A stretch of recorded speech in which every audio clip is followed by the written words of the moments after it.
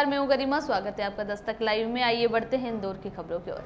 मध्य प्रदेश में 15 माह की सरकार कमलनाथ के सानिध्य में काम करने वाले पूर्व मंत्री जीतू पटवारी द्वारा मीडिया से चर्चा करते हुए महामारी से लेकर मीडिया समूह पर हो रही कार्यवाही हो सहित बीजेपी के प्रदेश अध्यक्ष वी.डी. शर्मा पर कई सवाल खड़े किए। मध्य प्रदेश में पूर्व मंत्री जीतू पटवारी द्वारा मालवांचल के अपने कांग्रेस के पदाधिकारियों व विधायकों के साथ इंदौर में स्थित गांधी भवन पर बैठक आयोजित की गई।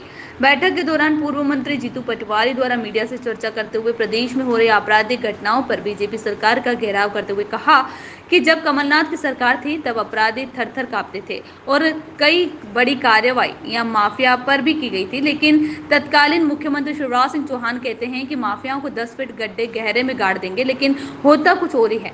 यहाँ पर आदिवासियों को हत्या कर उन्हें 10 फीट गड्ढे में गाड़ दिया गया और तत्कालीन घटना इंदौर में शराब माफियाओं द्वारा दिन दहाड़े गोलीकांड कर शराब कारोबारियों पर जानलेवा हमला कर दिया गया।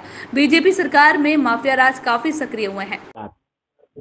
मीडिया ईमानदारी से, सजगता से और लोकतंत्र के चौथे स्तंभ के रूप में अपनी भूमिका निभाते हुए सच हमेशा सामने लाती। इंदौर की 2 दिन पहले की पूरी व्यथा इंदौर की जनता ने देखी। गैंगवार, इससे पहले इंदौर में इस तरह की घटनाएं नहीं हुई थी। जिस तरह का तांडव अब बचने लगा। मैं मानता हूं कांग्रेस पार्टी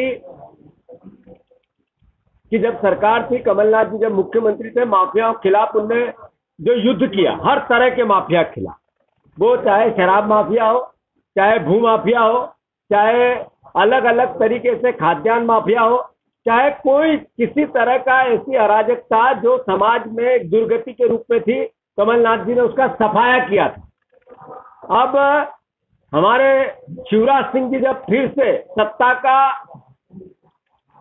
लूट कर आए तो उन्होंने कहा मैं माफियाओं के खिलाफ कमलनाथ की नकल करते हुए सफाया कर दूंगा।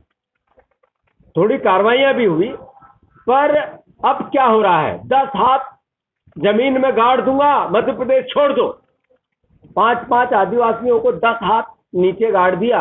शिवराज सिंह जी की सरकार आंख मूंदे देखती रही। एक कुआं जो सर्वविदित है, 11-11 लोग मौत के गाल में चले गए सरकारी अराजकता और सरकारी अपराधीकरण के कारण। अब इंदौर में भारतीय जनता पार्टी के संरक्षण में जिस तरीके से शराब माफियाओं का तांडव देखा, गैंगवार देखा, गोली चालान देखा और फिर पुलिस के संरक्षण में उन माफियाओं को गिरफ्तारी के बजाय समर्पण करवाते हुए देखा। यह है शिवराज सिंह जी आपकी सरकार और यह है आपका प्रशासन, यह है माफियाओं के खिलाफ आपका युद्ध।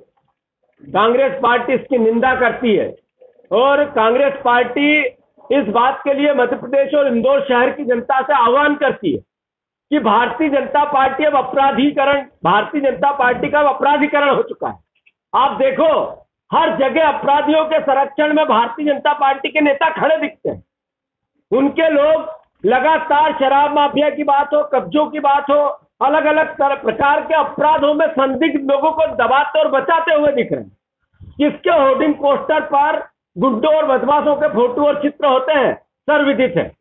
मैं मानता हूं कांग्रेस पार्टी पूरे कृत्य की निंदा करती है और कांग्रेस पार्टी मांग करती है कि पुलिस अपराधियों के संरक्षण के हिसाब से अपना काम न करे।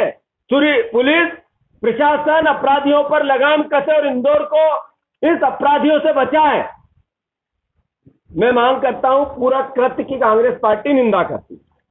के लिए मध्य प्रदेश और इंदौर शहर की जनता से आह्वान करती है कि भारतीय जनता पार्टी अब भारतीय जनता पार्टी का अपराधीकरण हो चुका है। आप देखो, हर जगह दबाते और बचाते हुए दिख रहे हैं। किसके होर्डिंग पोस्टर पर गुंडों और बदमाशों के फोटो और चित्र होते हैं, सर्वविदित है। शासन अपराधियों पर लगाम कसे और इंदौर को इस अपराधियों से बचाए। मैं मांग करता हूं पूरा कृत्य की कांग्रेस पार्टी निंदा करे। दूसरा, अलग अलग तरीके से खाद्यान्न माफिया हो, चाहे कोई किसी तरह का ऐसी अराजकता का सफाया किया था। अब हमारे शिवराज सिंह जी जब फिर से आए तो उन्होंने कहा मैं माफियाओं के खिलाफ कमलनाथ की नकल करते हुए सफाया कर दूंगा। थोड़ी कार्रवाइयां भी हुई, को 10 हाथ नीचे गाड़ दिया। शिवराज सिंह जी की सरकार आंख मूंदे देखती रही। एक कुआं जो सर्वविदित है, 11-11 लोग समर्पण कर देखा। ये है शिवराज सिंह जी आपकी सरकार, और ये है आपका प्रशासन, ये है माफियाओं के खिलाफ। इसी के साथ उनका कहना था कि मीडिया समूह पर बीजेपी सरकार द्वारा जिस तरह से द्वेषपूर्ण तरीके से छापामार कार्रवाई की जा रही है वह काफी निंदनीय है। मीडिया समूह देश के 4 स्तंभों में से चौथा स्तंभ है और उन पर इस तरह की कार्रवाई बर्दाश्त नहीं की जाएगी।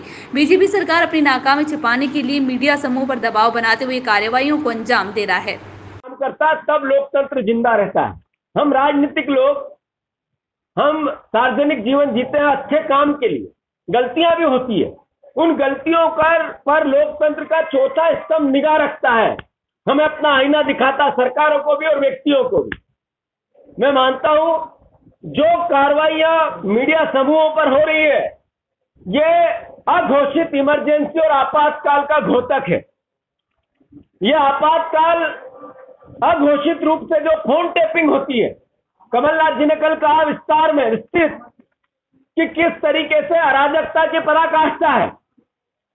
जब बातें ऐसी करने लगे तो विष्णुदत्त शर्मा, भारतीय जनता पार्टी के अध्यक्ष, कमलनाथ जी पर आरोप प्रत्यारोप कल करने लगे।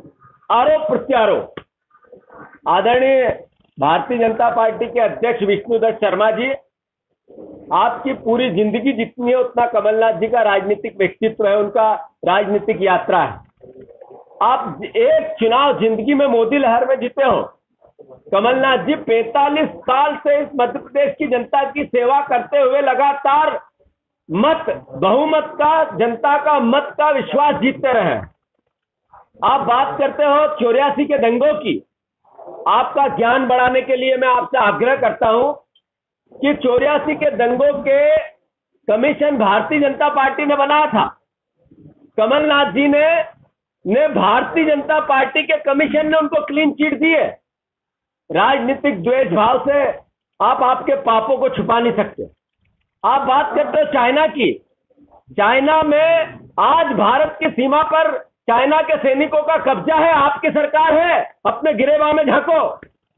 और उस सरकार ने भारत की सीमा पर कब्जा करवाने वाली अगर कोई पार्टी है तो भारतीय जनता पार्टी।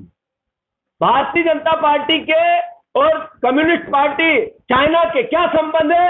इतिहास में अंकित है, इंकित है। आप कहते हो चाइना पर जितनी कठोर कार्रवाई सख्ती कमलनाथ जी ने जब मिनिस्टर थे, वो कॉमर्स मिनिस्ट्री के, तब की थी, जरा इंटरनेट पे जाके चेक करो फिर बोलो। आप बड़ी बड़ी बातें करके अपने आप को बड़ा नहीं बना सकते।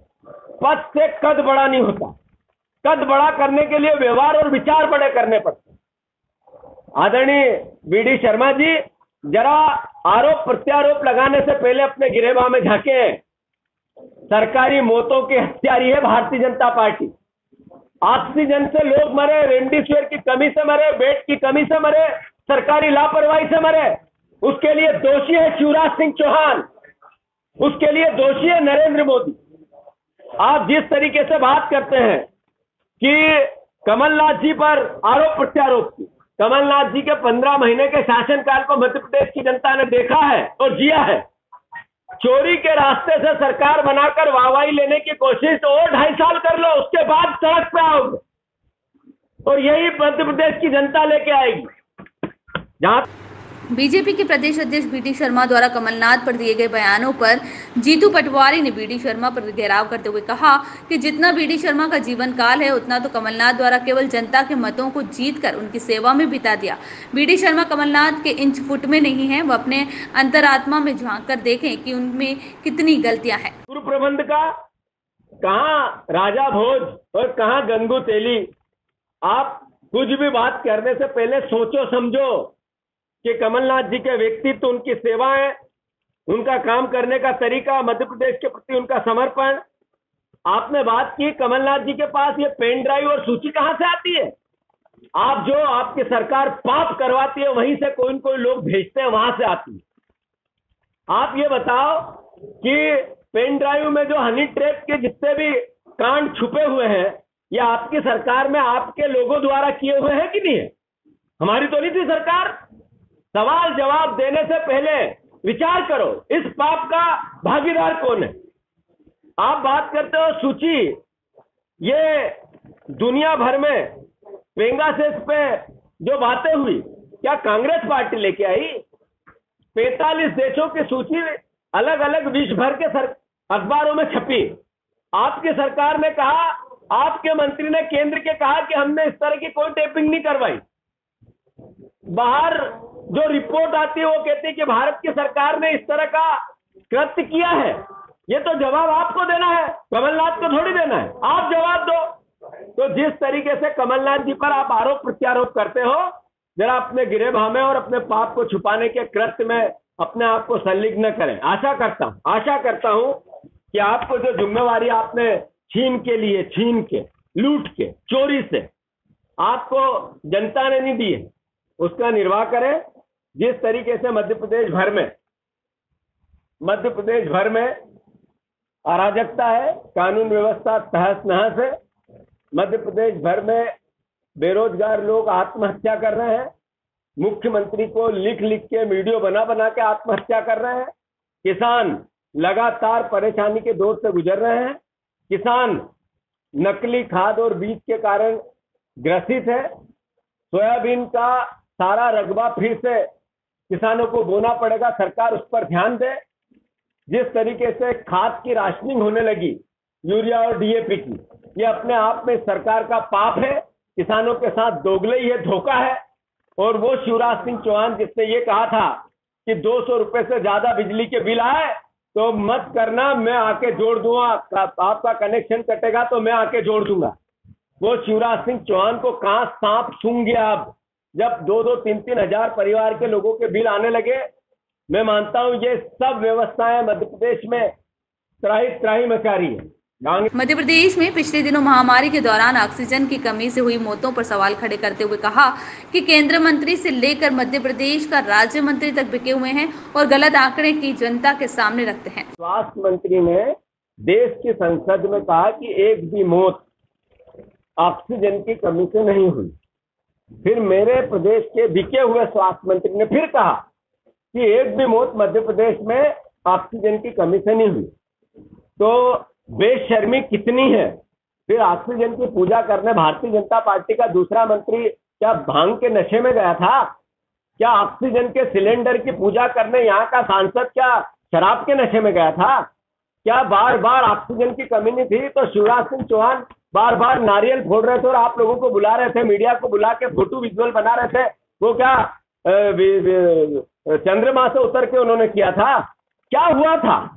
और ये लोग ऑक्सीजन की कमी से मरते थे। हॉस्पिटलों में ऑक्सीजन की कमी के कारण अरविंदो हॉस्पिटल ने 3-3 बार सरकार से लड़ता रहा, प्रशासन से लड़ता रहा। ये कोई भारत में हुआ था, पाकिस्तान में हुआ। इनकी बेशर्मी कितनी है कि मौत जान भी लेंगे और जान लेने के बाद हंसेंगे भी। ये इन मौतों पे हंस रहे हैं, इनकी मजाक उड़ा रहे हैं, परिजनों को और घाव पे नमक छिड़क ये बोल के कि ऑक्सीजन की कमी से नहीं। खैर, एक बार फिर से मध्य प्रदेश में कांग्रेस बढ़ते अपराधों के ग्राफ और बीजेपी की नाकामियों को लेकर आक्रोशित नजर आ रही है और पूरी तरह से कमलनाथ को अपना नेता मानते हुए एकजुटता का प्रदर्शन कर रही है। काल की बरसी मनाती है भारतीय जनता पार्टी, वो घोषित थी। अब अघोषित आपातकाल क्या हुआ? मीडिया समूह सच्चाई बताएंगे तो उस पर कार्रवाई होगी, सरकारी तंत्र का दुरुपयोग होगा, विपक्ष के नेताओं के फोन टेपिंग होंगे, न्यायिक प्रणाली में पूरा हस्तक्षेप सरकार और प्रधानमंत्री का रहेगा। किस प्रकार से जुडिशरी में दबाव में लेकर फैसले लिए जाते हैं, करवाए जाते हैं, उसके उदाहरण हमने सबने देखे हैं। आज जो सर्वविदित हुआ, अखबारों की खबरें छपी, किस प्रकार से सच्चाई एक मीडिया का समूह लगातार सच बताने में दृढ़ता से काम करने लगा, गंगा की लाशें बताने लगा, मौत के आंकड़े बताने लगा, कोविड की लापरवाही में ऑक्सीजन में जो कुप्रबंधन था सरकार का सामने लाने लगा। तो अब ईडी और आयकर के हथियार से उसको दबाना और बाकी मीडिया को डराना, कांग्रेस पार्टी इसकी भी निंदा करती।